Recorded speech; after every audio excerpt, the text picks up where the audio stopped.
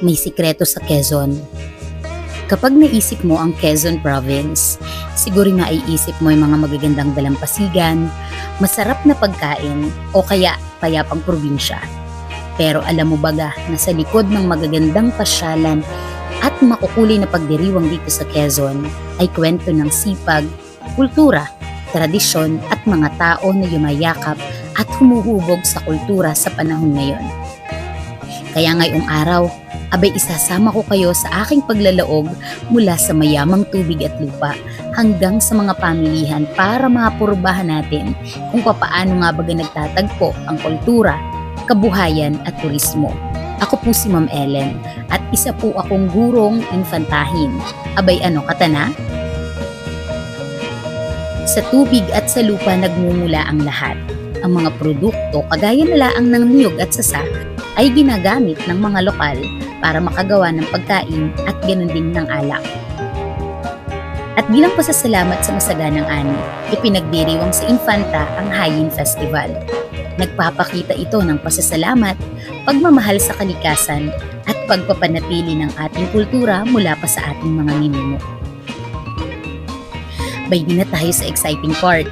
Hingkat kita muna'y mag-ergo saglit. Ang ating tradisyon at kultura ay hindi basta nakapako sa nakaraan.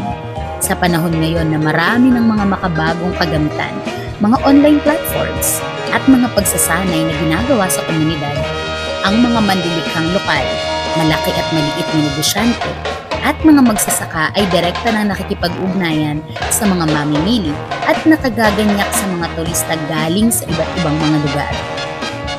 At kapag bumisita ka sa Quezon, bawat halaga na iyong ilalaan ay sumusuporta sa kultura at kabuhayang ito, mula sa lumilikha ng sining hanggang sa mga magsasaka na pinagmumula ng ating mga pagkain.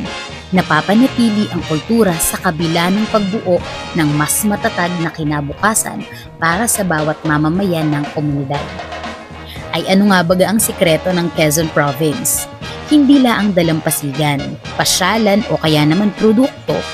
Dahil sa likod ng lahat ng ito ay ang kultura at tradisyon na nagbibigay inspirasyon, na nagpapayabong sa turismo, negosyo, agrikultura at pagkakakilanlan ng Quezon. At higit pa sa lahat ng ito ay ang mga mamamayan na nagpapatuloy sa pagpapalago hindi lang ng turismo, negosyo at agrikultura, kundi ng pagkakakilanlang Quezonian. Yan lang muna sa ngayon ha, kapag mag-ergo na lang ulit. Hanggang sa muli!